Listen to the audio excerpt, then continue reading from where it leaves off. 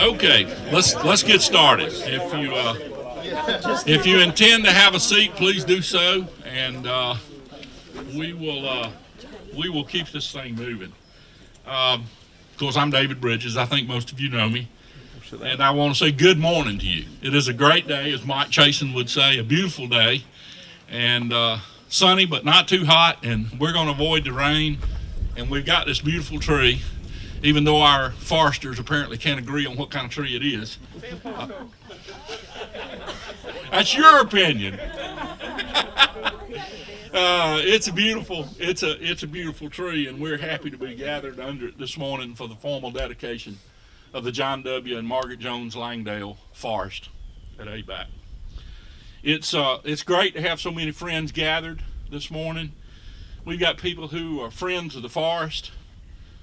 They're friends of natural resources. They're friends of rural Georgia. And most importantly, at least right now, today for us, they're friends of ABAC. And we are grateful to each and every one of you for being here. I want to start my brief remarks by making commentary that is directed toward our students and secondarily towards our faculty and staff. This opportunity to obtain this tract of land and develop it is really done for one purpose, primary purpose, and that is to ensure and guarantee to past, current, and future students, not only of ABAC, but of Georgia's schools, of adults who want to learn, that we have an appropriate, convenient place that is well suited to the education of the young and old alike about the importance of natural resources.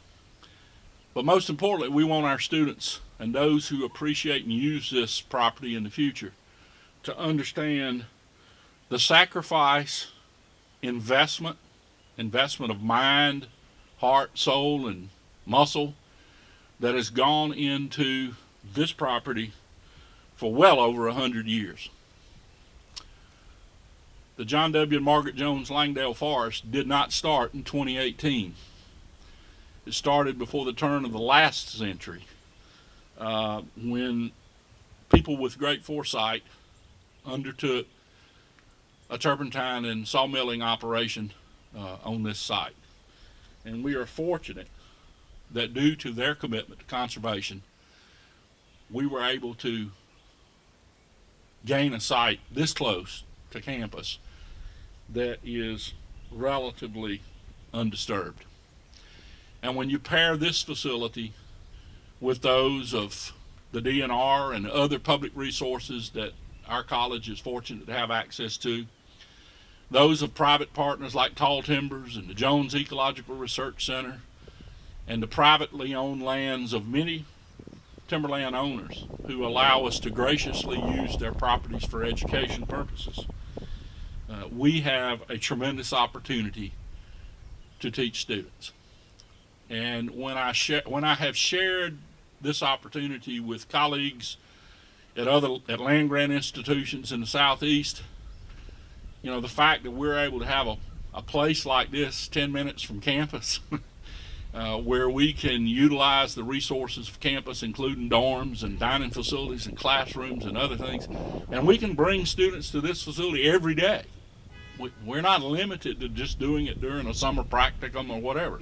We can use it every day. That is a tremendous asset for the future. I want to say a few brief words about history.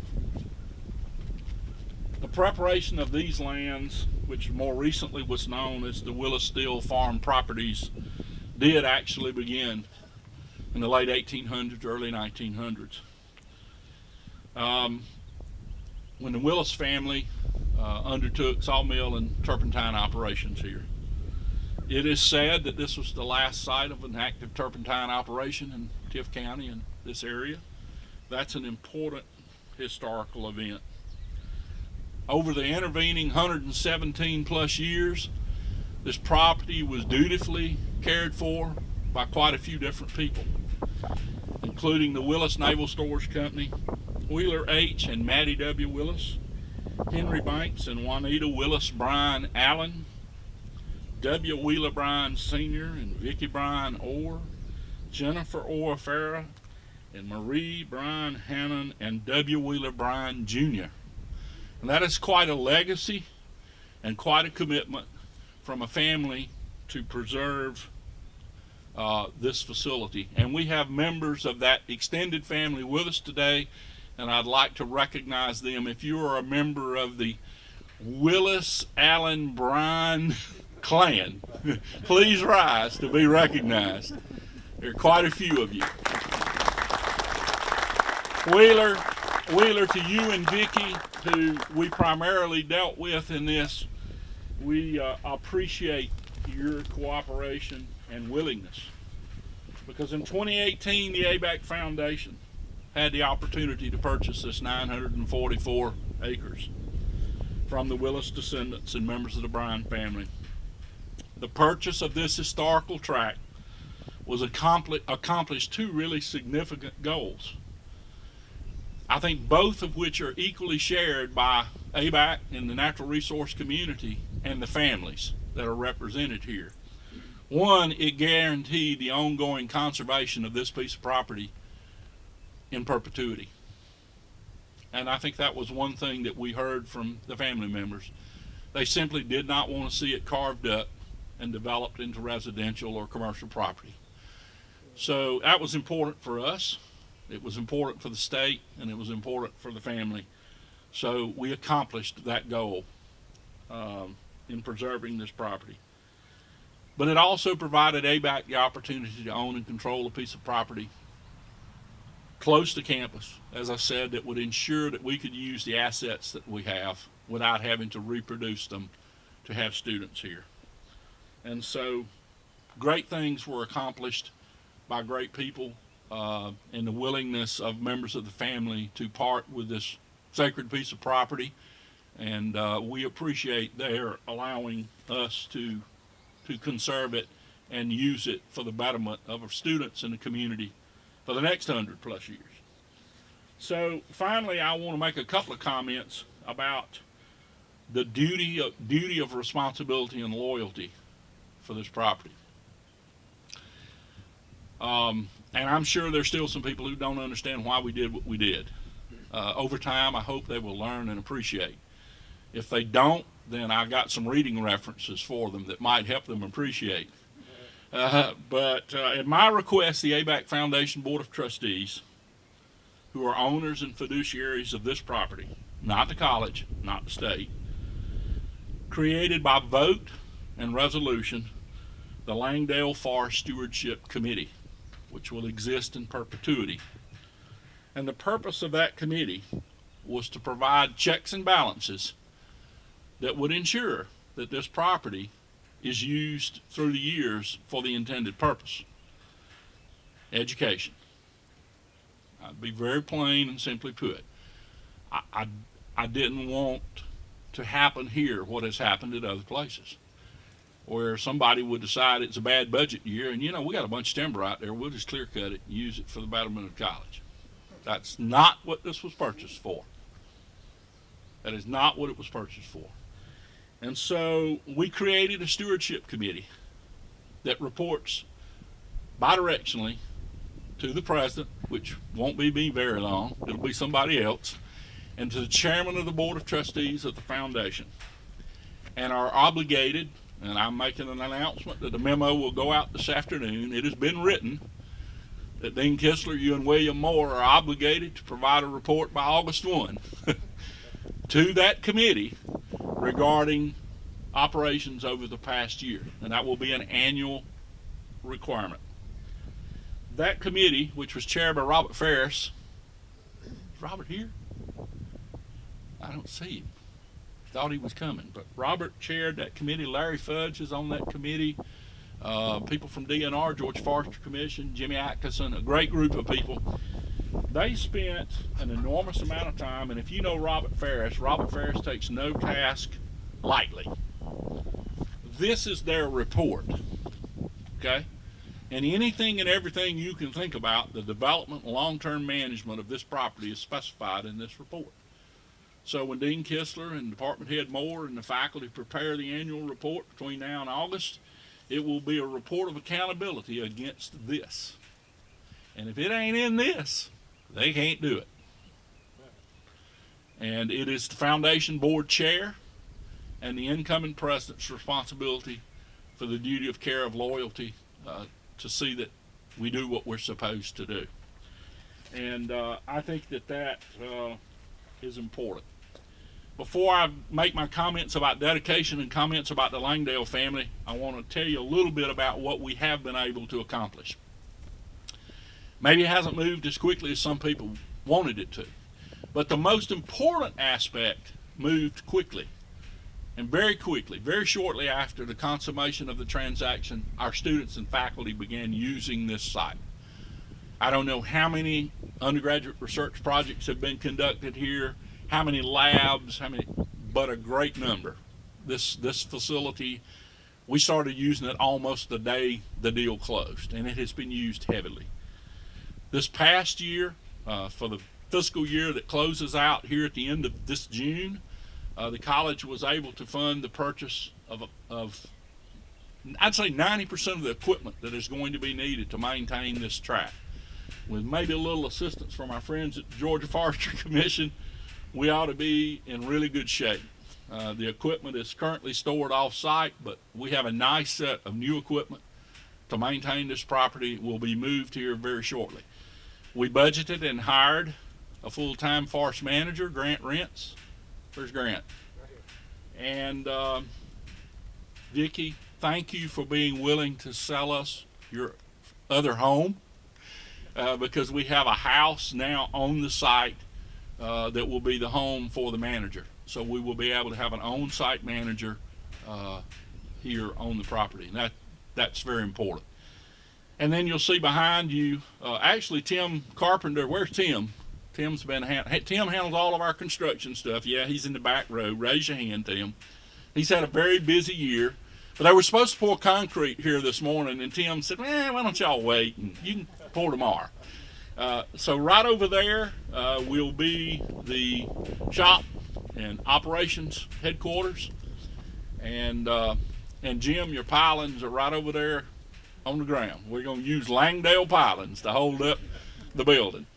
And then right here behind you will be the classroom building, and as soon as the shop is finished and shelter, which should be very quickly, we will immediately begin construction of this building, which will include a classroom space, a necropsy lab, and an office for the manager, and some other things. Fencing is winding down. We're about to get done with fencing the property, and the signage is up. Georgia Forestry Commission, thank you for the signage that's out, and we appreciate all that.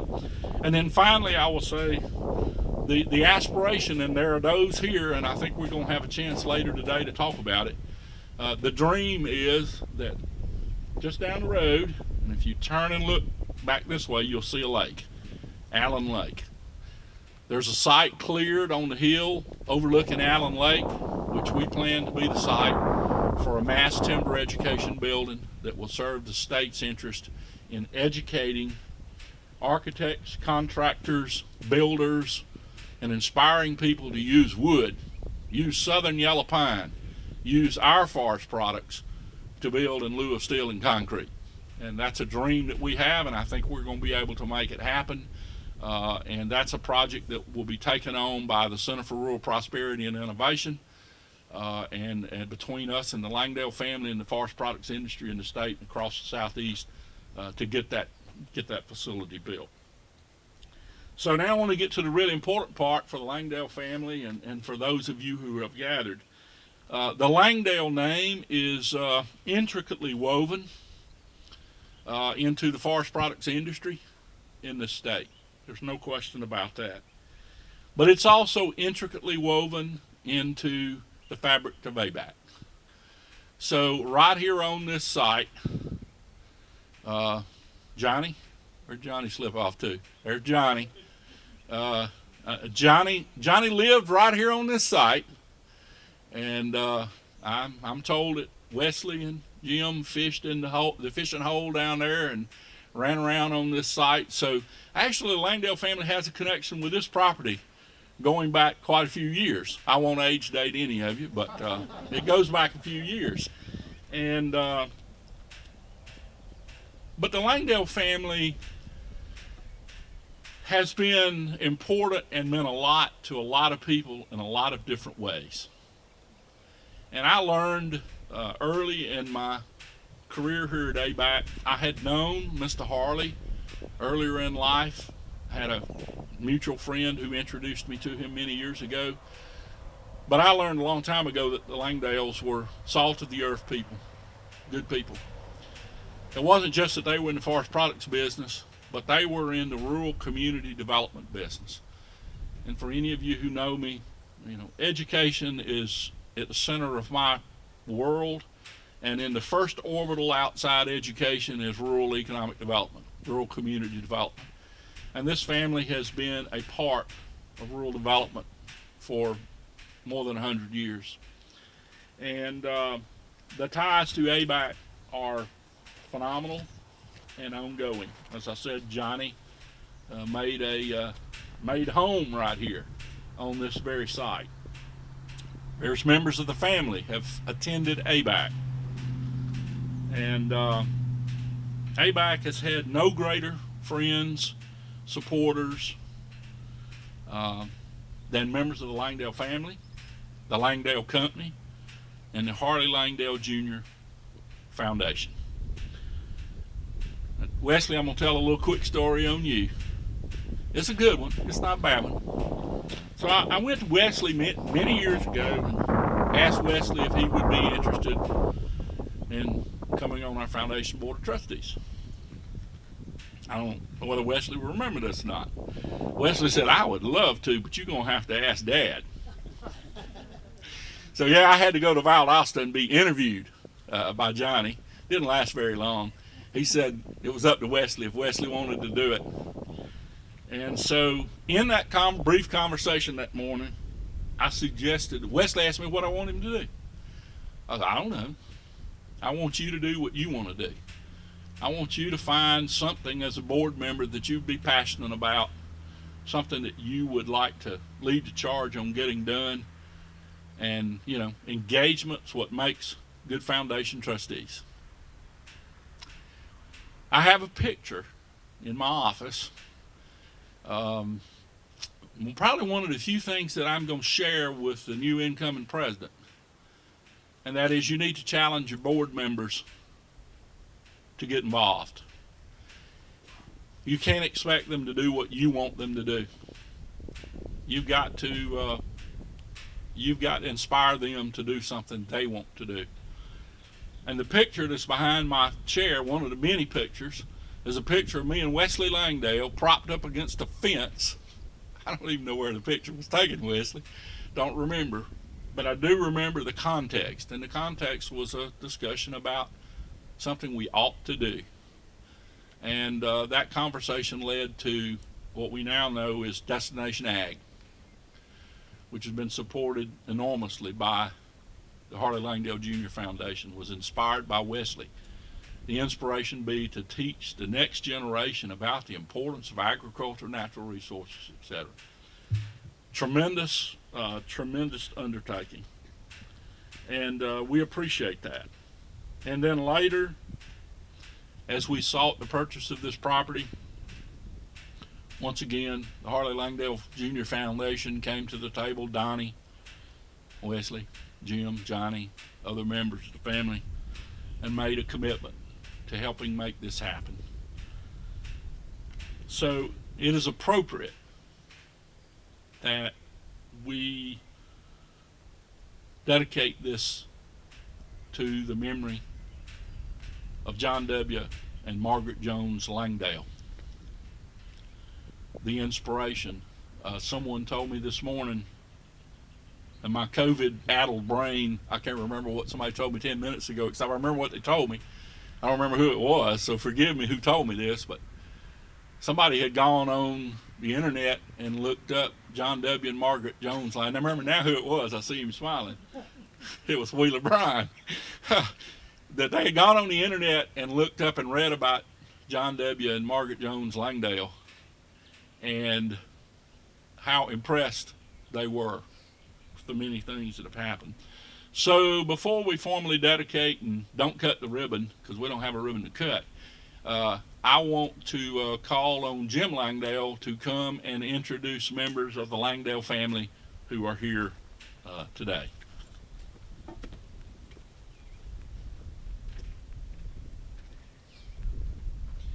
Thank you, Dr. Bridges. Thank you for everybody that's here.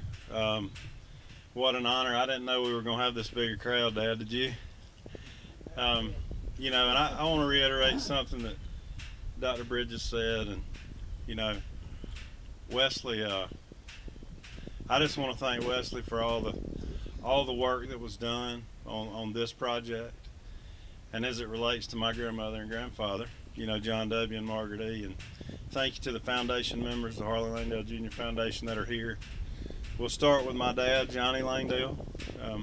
There he is. And in the front row, we have John and Lee Makuta, his dad's younger baby sister, and her husband.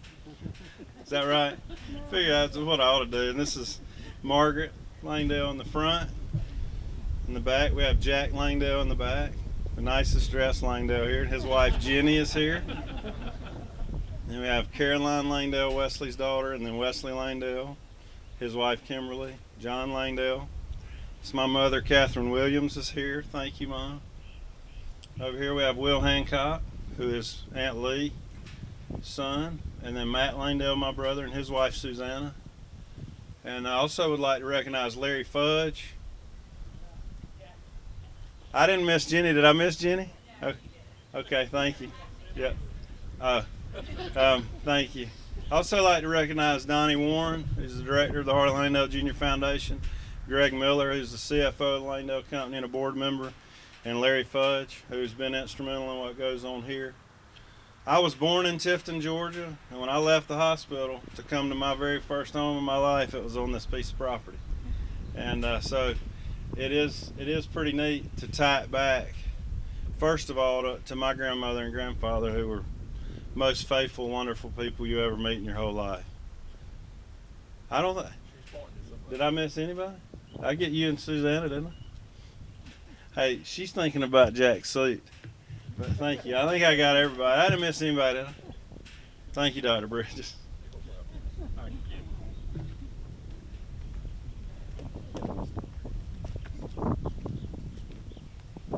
So before I make my final comment, and then we're going to have a little bit of time to socialize this water here. For you, those of you who are not familiar with the turpentine industry, there are a couple of points I want to make. When the American Turpentine Association ceased operations, they turned all of their records and artifacts over to the Georgia Museum of Agriculture, which is part of ABAC. There's a turpentine area at the museum main gallery with a display there of artifacts related to the turpentine industry. We have a few here. This is a rosin barrel that's made at the GMA. We still make them. We turn out, I don't know, Garrett, a barrel or two of rosin a year. 5 barrels of rosin a year, more than I thought. I've been there several times and helped, but I didn't remember the numbers. So if you know somebody who would like some resin, we got plenty of it. We got plenty of it. So if you play a violin and you need to, you know what you do with it, right? Okay. Or if you're a Major League Baseball player, I keep insisting, I told Garrett again earlier this week, we have got to make a deal with Major League Baseball. We got nothing to do with all this stuff. Let's grind it, give it to Major League Baseball, and insist that every baseball game they run a little trailer that says rosin provided by Abraham Baldwin Agricultural College. Come on. I mean, what else are we going to do with all this stuff? We got a lot of it. They make the barrels at the GMA. They turn it out. We operate the still every year and during Folk Life Festival. And we make turpentine, and we got the real stuff. It is highly sought after by artists. We can sell what we produce easily. And so there are a few other artifacts up here, a cat face, a turpentine bucket that someone from the Georgia Forestry Commission, and I can't remember who it was, gave me 20 plus years ago. I'm gonna leave it behind to go in the building here. A dipper, we have a spare head for the steel, and a variety of other things. And then Grant Rents, if you would come up, I'm gonna put you on the spot. Where are you? So I commissioned Grant a while back to see if there were any cat faces left on the property, which meant he pretty much had to walk the whole place, I guess, but he kind of knows the place well. So I'm gonna ask him to show you this cat face that's behind me that actually came off of this property. It's two-sided. It's well, I don't know, to be over 100 years old, I guess it's in pretty good shape. But he's gonna show it to you.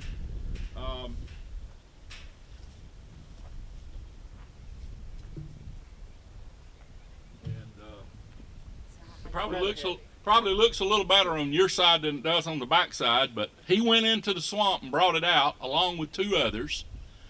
And we have some shorter pieces of the others. We're going to hold this to go in the building here for display purposes, but we have some shorter pieces, and we'll provide them to you later. If we don't get them to you at lunch, we will get them to you, Vicky, Wheeler, and other members of the family. We have some shorter pieces with some little plaques to go on them that say Willis Steel Farm Properties 1900 to 2017, just sort of as a reminder. And then I'll have to just make fun of myself for my stupid mistake. I got this whiz-bang idea a while back that for the purpose of today's dedication, I was going to make a podium. So I think, I just don't know where. I've moved too many times. I have a collection of pretty nice cat faces that my son and I over the years hauled out of the woods. We'd find one somewhere we were working, and at the end of the day, we'd go back and get it and tote it out and put it in the truck. And we had a collection of them. Unfortunately, after several moves over the last 20, 25 years, neither he nor I remember where we put them.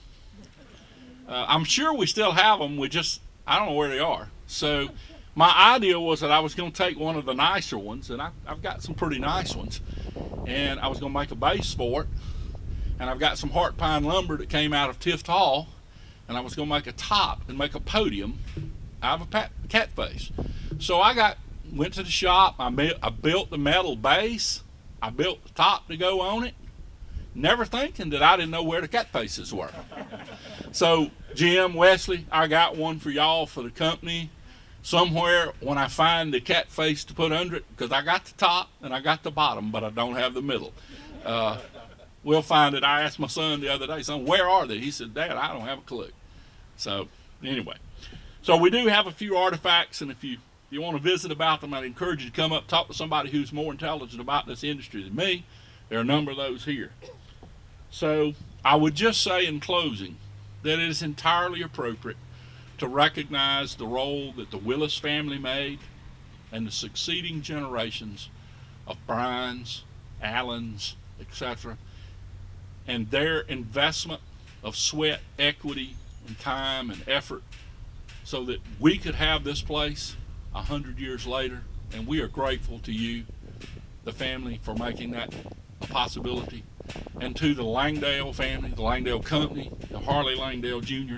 Foundation, and to the memory of John W. and Margaret Jones Langdale, we dedicate this day and this space and its use in perpetuity to creating the next generation of great stewards of the land, people of the kind of the Willises and the Bryans and the Allens and the Langdales. And we thank you for the opportunity to do that, and look forward to continuing to work with each of you in the future. I would offer the microphone back to you, Jim, or any member of the Langdale family if you would like to say something. Wheeler, you or Vicky, if there's something you would like to say, I would certainly welcome you to do that. But we appreciate the opportunity to do this today and have you here, and look forward to many years to come.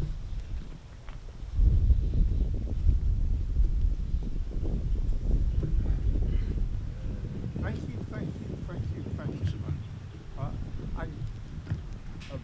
I'll do like this. We got techies in here somewhere. If I can try to not cry.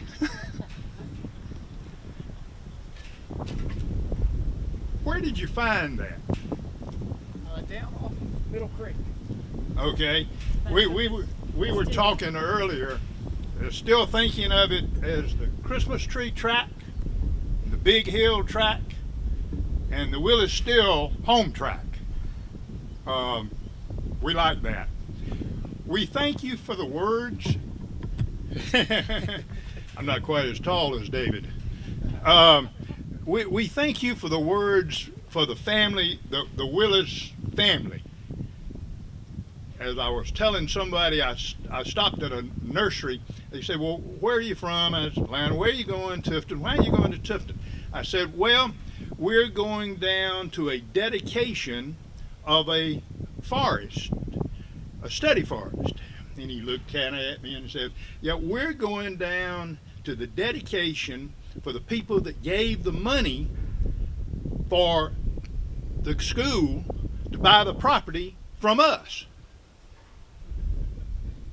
He was kind of confused, but anyway, I think the Langdales, known them, not personally, really, only Wesley and I think we knew each other when I was a lobbyist and practiced law in Atlanta and did a lot of timber tax work.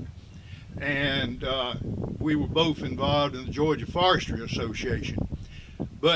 And it was interesting, Johnny, that you were talking about being on the back of the truck with Daddy throwing hay out. But anyway, this has been in our family for a long time. Y'all take care of it and be good to it.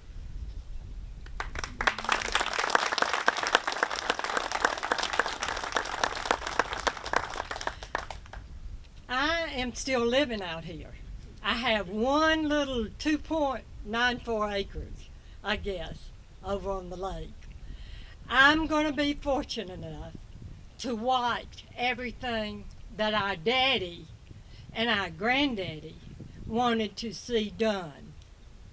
And it's going to be a privilege for me to live across from Grant, because I know there's somebody that's going to also take care of me, because he's going to watch who's going to be coming on and going off and all of this. I grew up out here. Of course, my brother, is so much older than I am. He was already off at school. Kidding. But I did stay with my grandmother and my granddaddy the first 5 years of my life, because my mother was a school teacher. And back then, they didn't really have kindergarten and daycare. Or my mother couldn't put us in it, or didn't want to put me in it. And I grew up out here with the turpentine. I can remember we had a circle that we had the barrel making, the commissary, the shoemaking, all of this. And I used to run down the lane back and forth. They never really knew where I was. We grew crops out here as well. They had chickens. I'd crawl in the chicken pen with the chickens. Where I live now, where Mother and Daddy built their home, we used to have Easter egg hunts. Every Sunday, my brother was the oldest of 7 of my grandmother's grandchildren. Every Sunday we had to come up and visit with them. That's not the way it is nowadays with families. But we were always up here having a good time. Now I'm going to be able to watch the students, I hope, have a good time. And I'm just so thankful that David was able to be here during the time all of this transaction took place, because we think the world of him. And we look forward to seeing what all you're going to do to it. Thank you again.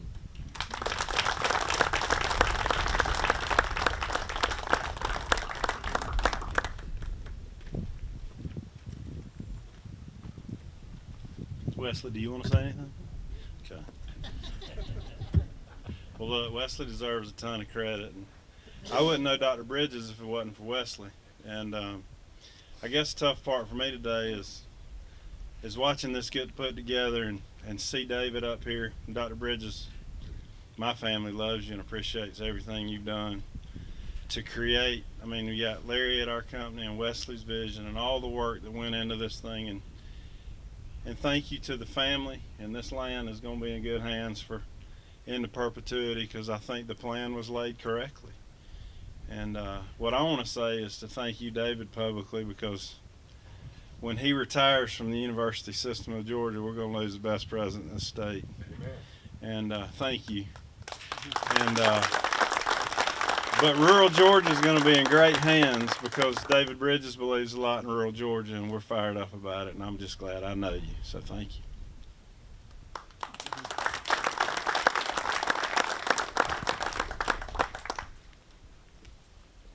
Well, to wrap up, I want to clean up my messes. I do make messes and forget to acknowledge people. Andres Villegas is here from the Georgia Forestry Association, and I want to thank him. And is Nick here? Yeah, Nick's here. There you go. Nick DeLucio from Georgia Forestry Association is here as well.